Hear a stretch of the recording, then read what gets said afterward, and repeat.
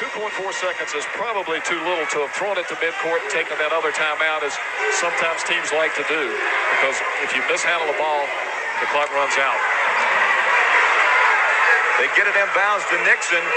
Fires one up at midcourt. Good! What's up, everybody? This week we get to talk to Kevin Nixon, former BYU basketball player, the maker of that great buzzer beater and the WAC championship tournament. We talked about what it was like for him and his wife, both college athletes, to raise children who loved sports, and how they managed not putting too much pressure on their kids to live up to their parents' accomplishments. We talked about some of the greatest lessons he learned from sports, and we rounded out the conversations talking about the importance of learning leadership skills and learning to be a great teammate through sports. We hope you enjoy it. Let's get to it. Welcome to the Sportlight podcast for parents, coaches, and athletes. The Sportlight refers to the time in an athlete's life when they have increased ability to affect the culture around them and the increased opportunity to learn life's lessons through sports. This podcast aims to help parents and coaches capitalize on their athletes' precious time in the Sportlight. The Sportlight podcast is brought to you by Especially for Athletes program. Well, hello, Kevin. Thank you so much for joining us today on the Sportlight podcast. How are you? I'm great, Shad. I appreciate you having me on. This is I'm excited for this. This will be a lot of fun. Well, we're excited too. Many people will know you by that clip that we led in with, where you hit that three-quarter shot against Colorado State, was it, in the WAC championship game? It was against UTEP, but it was at Colorado State. Oh, okay. So it was at their gym. So, yeah, that was the luckiest shot of my life, but sometimes it's better to be lucky than good. So I'll take it.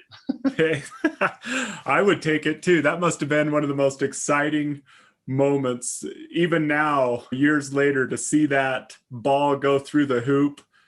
I can't imagine the way that felt. Yeah, it's, it's been, holy cow, that was in 92. So it's been almost 30 years.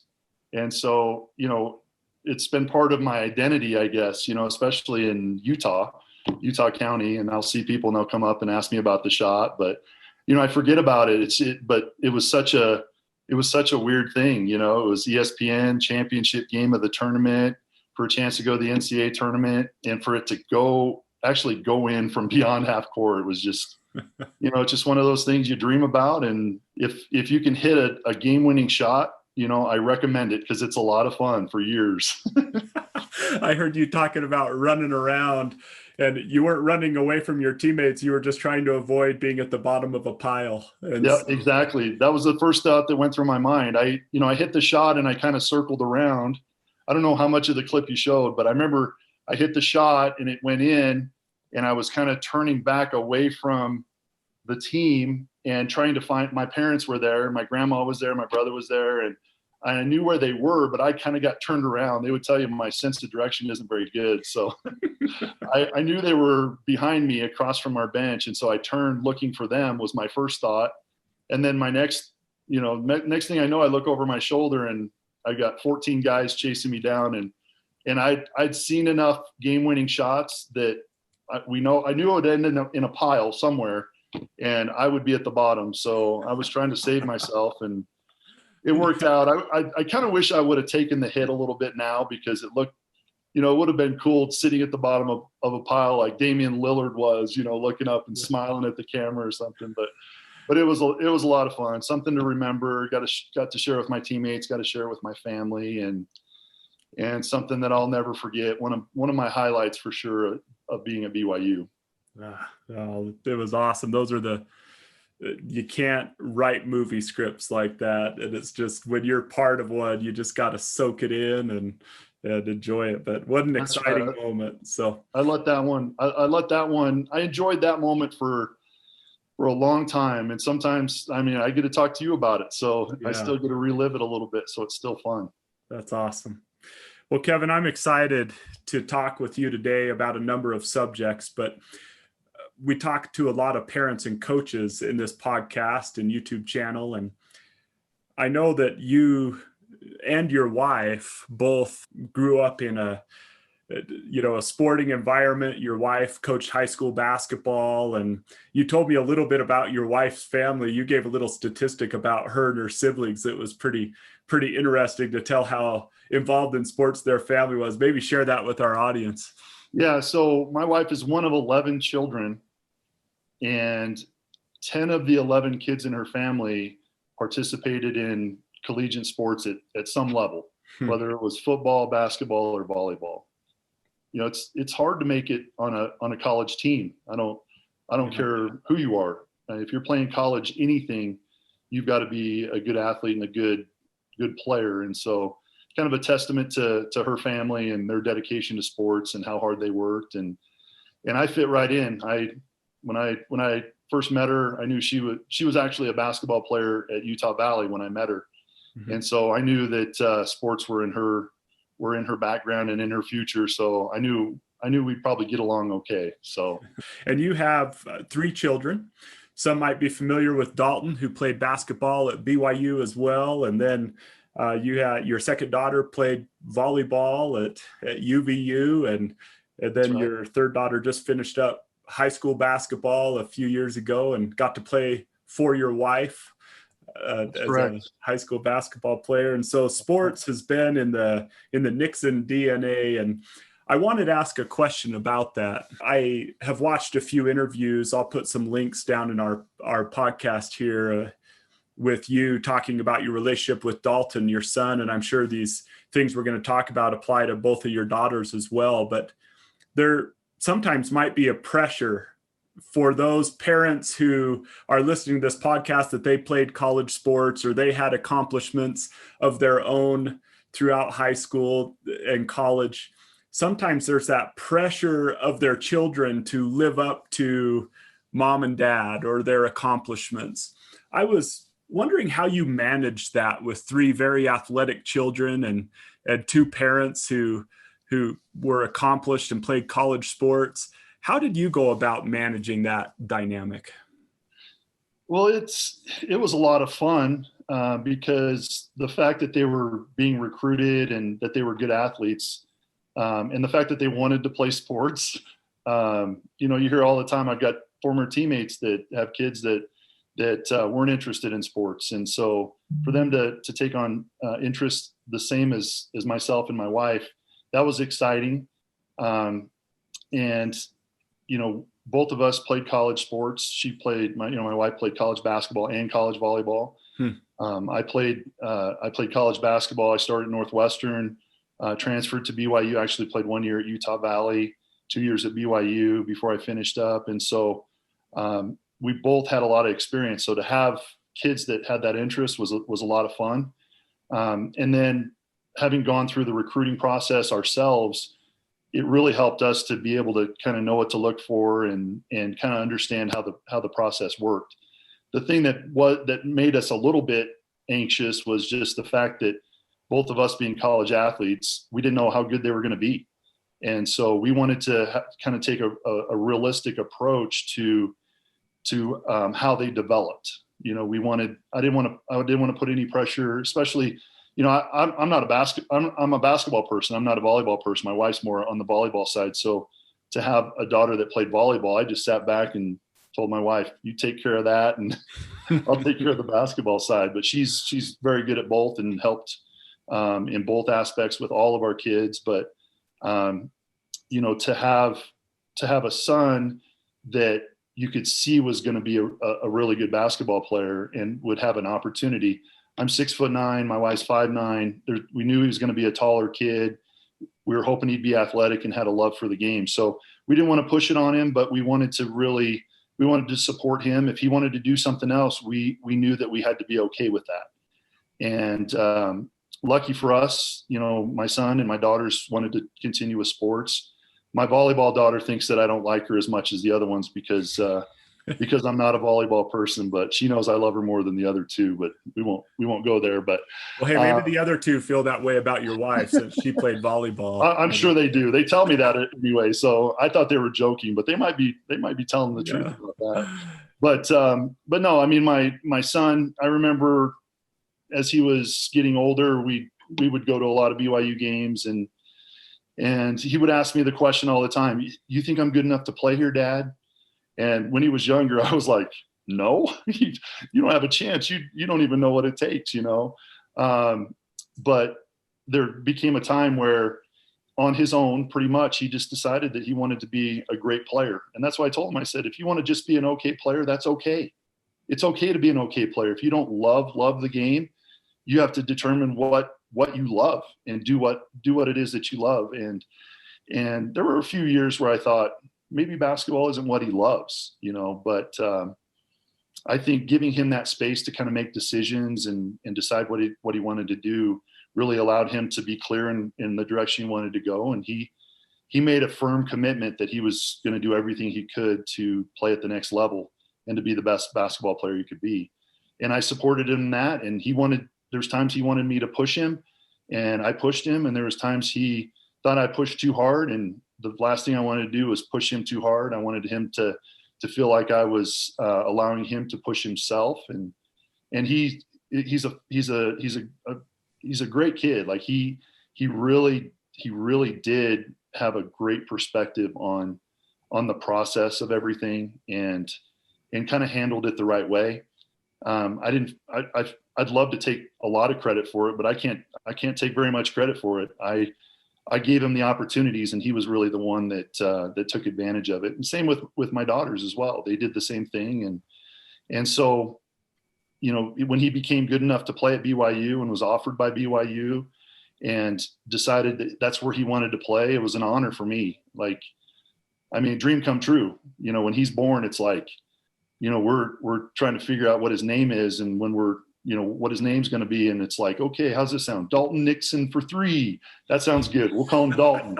Right. And hopefully he hits a few threes for BYU someday, or takes a few charges in his case, or gets a few rebounds. So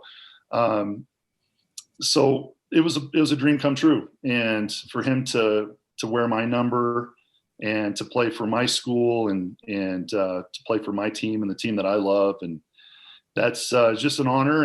And at that point, everything else was just gravy. And hopefully he doesn't look back at too many things and have regrets of some of the things that I, in coaching him growing up. And I think he understands that everything we tried to do was to put him in a situation where he could be successful and succeed. And he just kind of took care of the rest. He was motivated to do it. And that's what he did. And that I can say that for my daughters as well, for Bailey, who was a volleyball player at UVU, and for Sadie, who was a great high school basketball player, went to Snow for a year. And it's funny today, she's been in the MTC.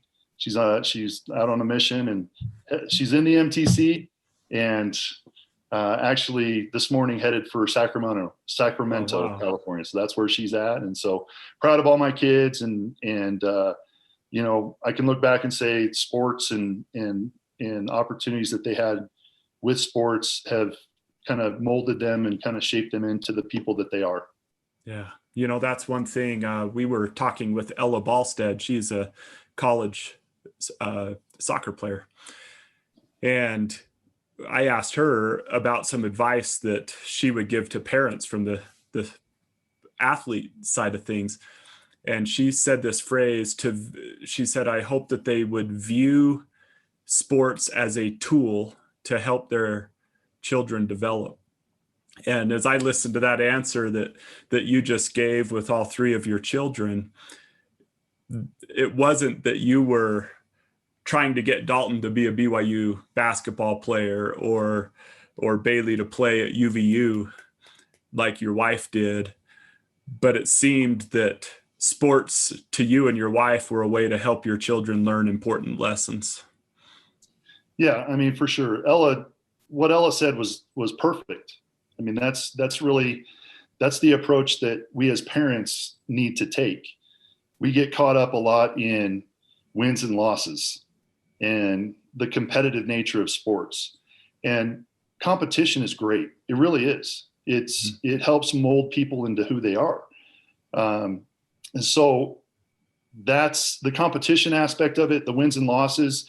It's important to focus on those things as you're trying to be successful, because they're measuring sticks, right?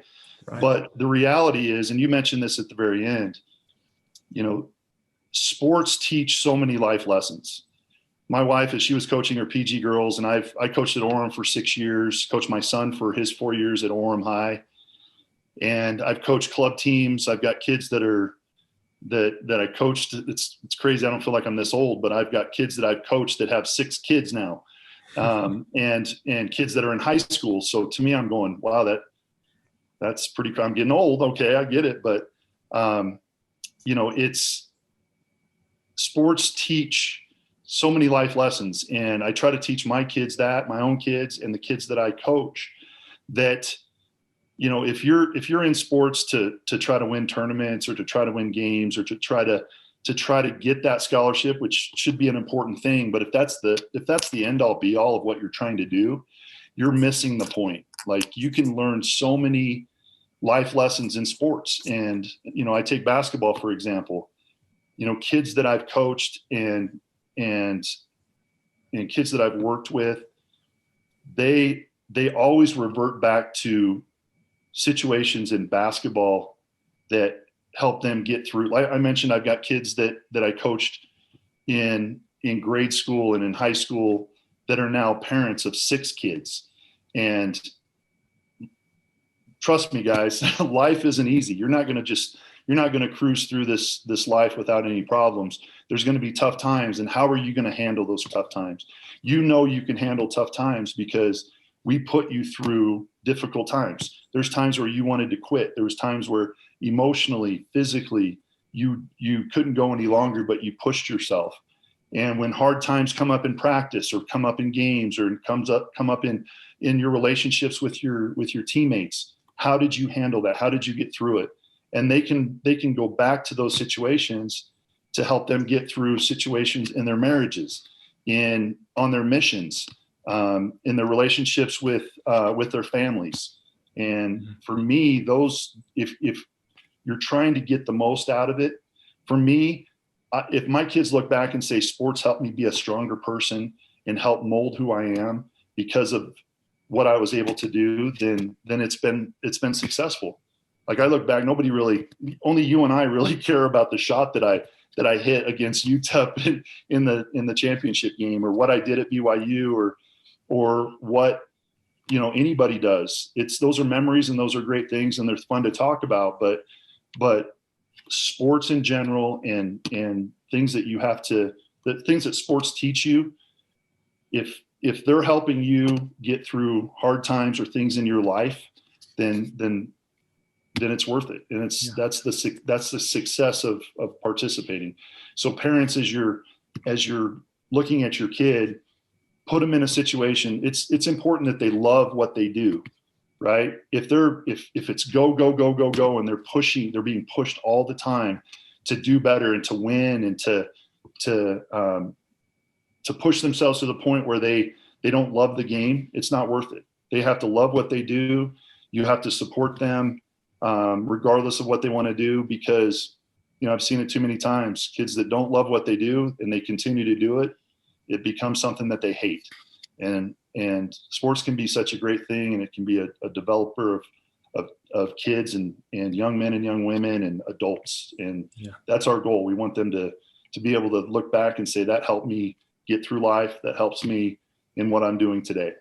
Yeah, I'm reading a book right now by Urban Meyer that one of our previous, Doug Meacham, you may know Doug Meacham. 2 days ago. Yeah, he referenced this book, and so I've been reading it, and it's really good. But he talks about the R factor, and he says that there's an equation, E plus R equals O, which is event plus response equals outcome.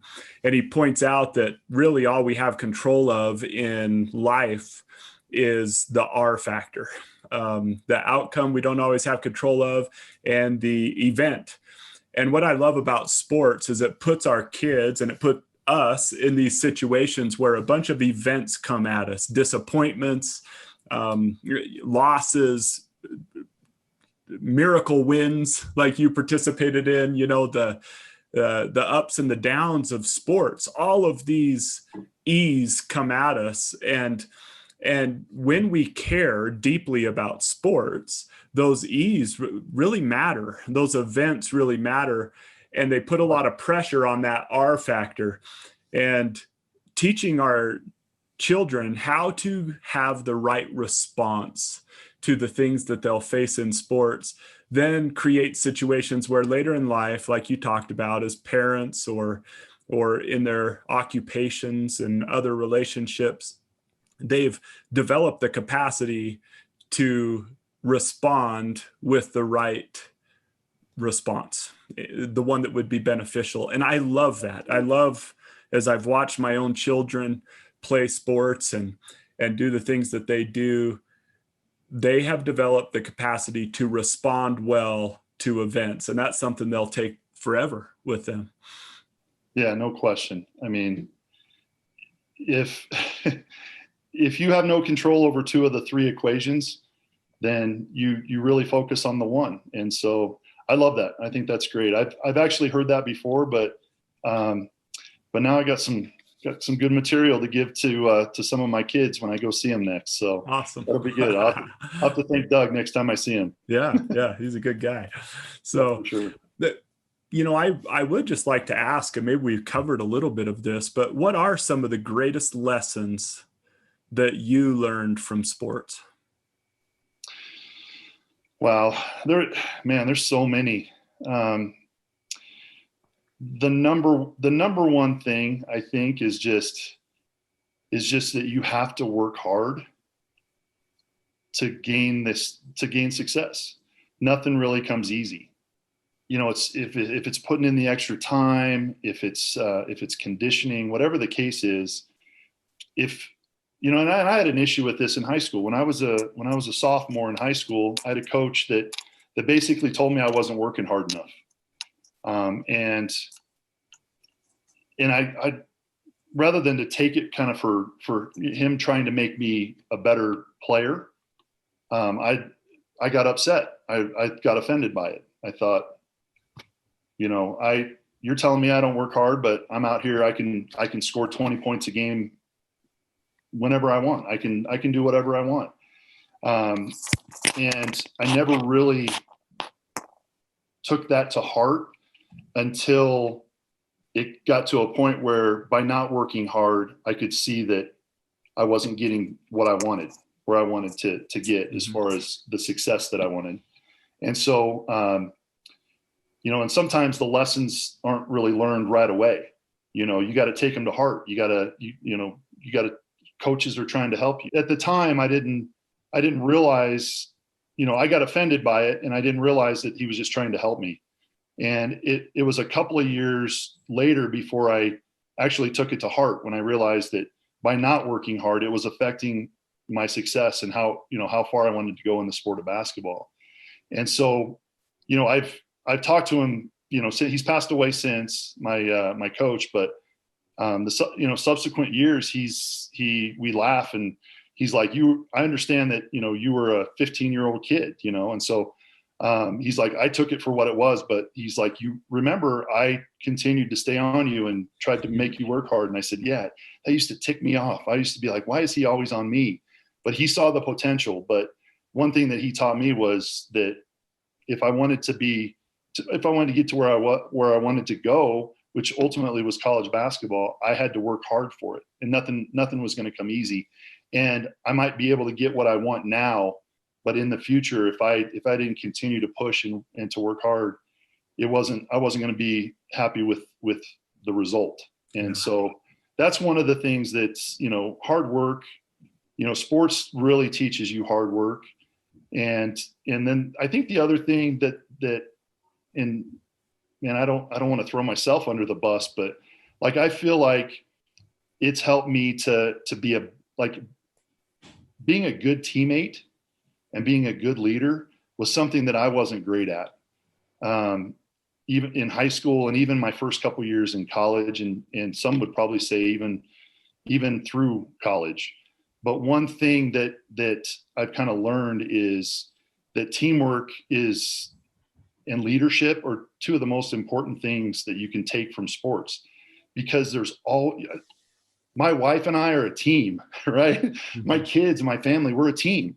And people that I work with, we're a team. So you're always going to be in situations where good teamwork is going to be important to your success. And then leadership, I probably wasn't a very good leader early on, and I had to learn to be a good leader. And I'm still learning. I'm still striving to do that. I think, I talk to my kids a lot, and I say, can you be a good player and not be a good teammate? And, they think about it and they say, yeah. And I was like, yeah, you can be I know a lot of good players that aren't good teammates. I was probably one of them. And if I gave them I don't want to tell them, right? Because they think, they think I somewhat know what I'm talking about, but you can be a really good player and not a very good teammate. And I say, can you be a good player and not a good leader? And they kind of stop and think, yeah, anybody can be a good player. But I said, but why would you want to be? Why would you want to just be a good player and not a good teammate? So that you can enjoy your own success and don't care if your teammates enjoy in your success or in the team's success? Why would you not want to be a leader? Because being a leader is doing the right thing, being there on time, encouraging your teammates, doing what you're supposed to do, and being all in the success of your team. Why would you want to be a good player and not a good leader? Why would you want to be a good player and not a good teammate? And so I think that's what sports has taught me is, it doesn't matter if you're a good player if you're not a good teammate, if you can't share in your success and the team's success. Yeah. And it's important to be a good leader because you're going to be looked upon by somebody someday to lead in a certain circumstance. Yeah. And I can look back and I can say that has happened to me on dozens and dozens and dozens of occasions. And I'm thankful that I figured it out. I'm thankful that I had the confidence and the understanding to be a good leader and to be a good teammate. And it's helped me in my family. It's helped me in the jobs that I've had and the people that I've worked with. And so I'm thankful for all those opportunities. Yeah, thank you for that. I see a common thread between those two lessons that sometimes some of our athletes, and especially for athletes, deal with, and those who listen to this podcast. Sometimes when a kid is athletically gifted, I imagine that you were a pretty tall kid, that you were that you had these gifts. People had recognized that you had the potential early on. And sometimes it's so easy to have success at a young age that we don't understand that as we move up in levels of the game, that success is going to be harder and harder to obtain. And the other little thread is that sometimes we're crowned a leader of a team just because we're the best one on the team. When people look to us for leadership, but just because people look to us for leadership doesn't mean that we're a good leader. Sometimes they might look for it and not find it. And so it seems really important, especially if we have children or players on our teams that are athletically gifted, that we help them understand that the work necessary to truly continue to excel and the skills necessary to really lead and be a great teammate. Because I think too often we label these kids as great and then we just assume they're great at everything. Well, this kid's great. He must work hard because he's so good. And he's a leader because everyone looks up to him. And so we don't try to help our own children or the kids we coach develop in those areas, and we settle for who they are instead of what your coach did for you, and say there's potential there, and I'm not going to let him settle for 20 a game. I know what he could become, and I'm going to push him to become it. And that's a remarkable coach and parent who could do that. Yeah, absolutely. And you talk about the kind of the parent aspect of it. My parents weren't super involved in sports. And so I really relied on the coach. And it seems like parents are a lot more involved with their kids' sports these days. They go to there's more games to go to. It feels like they try to be more involved in the team, where the hardest thing for a coach is if I've got a team and we coach for an hour and a half, we have a practice for an hour and a half, I get to coach them for that time period. I have that hour and a half to mold them and to get them to buy into what I feel is going to help us as a team and help them individually. The hard part is I have that hour and a half.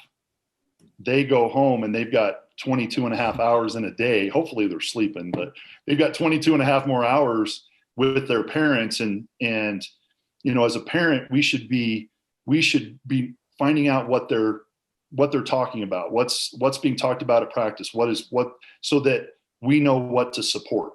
We should really look at that, and we should say, as a parent, we should really be saying, what is our coach talking about and how can I support him? And, everybody wants their kids to play the most, and everybody wants their kids in basketball to shoot the most. That's what you hear all the time. Shoot it, Johnny, shoot it. Well, maybe that's not the plan. Whatever the coach wants, that's what we should support. And I'm grateful for coaches, but I'm also grateful for parents that really understand that the coach is the one that is setting the expectation. Yeah. And as we sit on the sideline, there's been a lot of times I've coached my kids a lot, but I've also sat on the sidelines and watched my kids be coached. And I think the best thing that we can do is, if a kid says, well, the coach doesn't know what he's talking about, the best thing that you can do is say, well, he's the one in charge. He's the one you should be listening to. And if I wanted to play on my high school team, my parents didn't make it. It didn't make any difference how much my parents wanted me to play. Yeah. But the coach was the one that was determining my playing time. So I needed to be on board with him and what the team was doing. And so I think, as parents, I think we need to support that as well. So a little bit off topic, but no, I felt appropriate to maybe throw that in there.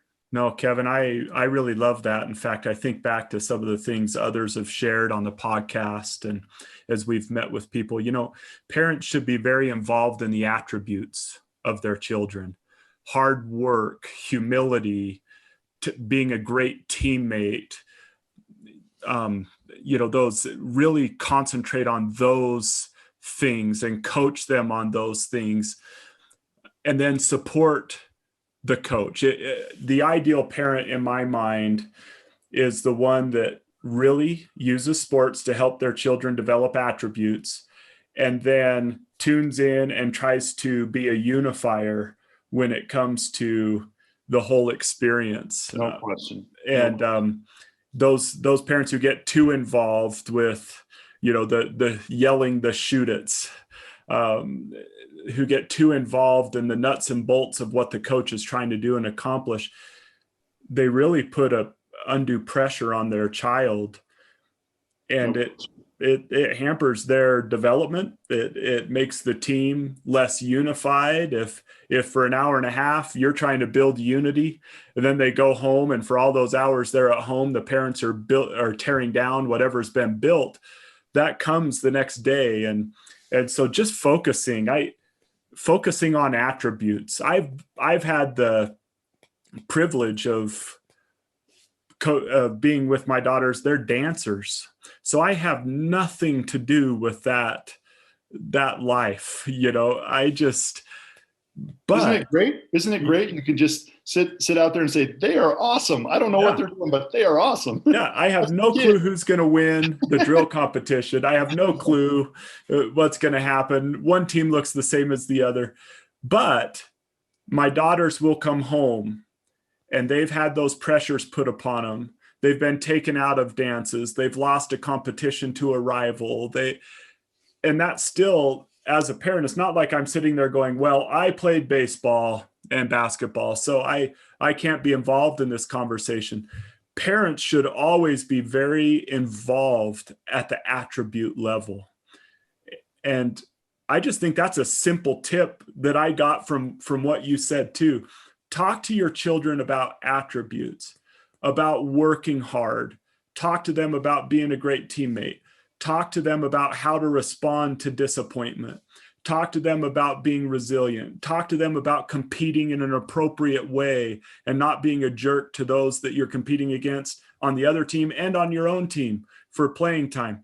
Those lessons are going to translate throughout their whole entire life. But when we get talking about, why did your coach take you out then? Why doesn't he let you shoot? Why does so-and-so play so much? All we're doing is building this victim culture into our children. And I wrote one time, and that sometimes we're raising this, if we raise our children to be victims, to think that everyone's always doing something to them and they never quite get what they deserve, we train them to come up with all these excuses. And then they end up with this crappy life with a great excuse for it. I think when we teach our children attributes, then we help them develop a great life. And I would rather my children learn the things that will help them have a great life than learn the skills of having excuses for a crappy life, if that makes sense. No, we have that control as parents. Yeah, that's a great explanation. And you mentioned at the very end, that's what do we have control of? It's like you're worrying about things that are out of your control, playing time and how the team's going to function. Look inward, right? What is it that you can do to better your situation, for sure? And if you make excuses, you're, like you said, I believe that 100%. If you're making excuses for your kids, they're going to make excuses for themselves, right? Right. And so, but if you encourage them to push forward through it, that's what they're going to do. I mean, we have a lot of influence on decisions, especially younger kids. And as they get older, they get a little more, I don't know, temperamental, but but we still do have a lot of influence on our kids. Even as they get older, they may not convey that to us. They may shrug us off and act like we're up in the night or whatever. But we know that they're hearing it. The fact that they're acknowledging it, and I like that. I like that. Work on your attributes, focus on those, and good things only good things are gonna happen. Are you still gonna go through struggles? For sure. Are there gonna be situations where you don't agree with the coach or don't agree with the situation or the ball doesn't bounce your way? For sure. But that's life, right? That's teaching your kids to get ready for life, because that's what life is. It's crazy things, hard things get thrown at you, and how you handle it is going to be important to those around you and how you move forward personally. So I like that. Awesome. Kevin, I know you've had a lot of experience in sports and coaching and with your own children and playing, and so the mission of Especially for Athletes is that because athletes, whether it's deserved or undeserved, they have this increased amount of attention given to them. You've seen it, I'm sure, as a high school coach and with your own children. They're placed in a position of influence. And one of the things that we try to train our athletes to do is to use that position as an athlete to try to lift and help those around them. We believe that in high schools, in colleges, even in a nation, that athletes can affect the culture. And so as you've come up through both as a player and observed your own children and been a high school coach, as you think of these athletes that we speak to and their ability to affect culture and to help people around them, what are some of your thoughts that you have on that? Well, I've got the most respect for your organization. All of my kids were involved in it when they were in high school. And what you're teaching them is exactly what we should be teaching our kids. There are kids that, and you look at a school, for example, I spent a lot of time at Pleasant Grove High School, and I spent a lot of time at Orem High School, and I spent a lot of time at my own high school, Lincoln High School, Council Bluffs, Iowa. And the one constant is there are so many kids, but there are so many different types of kids. And like you said, athletes, they tend to get a lot of attention. And, one of the things that I've just been so impressed with is, and I've seen it through other schools, just because I've coached, I don't even know how many different kids at different high schools that I've coached. I just have so much respect for kids that can see other kids that don't feel included in certain things. And for a young man or young woman of 14, 15, 16, 17, 18 years old that can recognize that, acknowledge it, and act upon it by going to kids to make them feel important, they have such an impact. I think making these athletes aware of the impact that they can have, not just on their inner circle, but their outer circle, their school, their church, their community, looking for opportunities to lift others is such an important aspect. It creates, and we talked about this earlier, it creates incredible leaders, and it creates incredible, like, the athlete part of it aside, it creates great people. That's what we should be doing. We should be lifting others up around us, right? Yeah. And there's kind of the stigma of athletes is that they're kind of given everything. Well, they really are. They're given opportunities to do what they love. They get they have something that they're focused on. There's a lot of kids these days that don't have any guidance, don't have any direction. These athletes are given a lot. And when they're given so much, I think it's really important that they see others around them and lift everyone around them.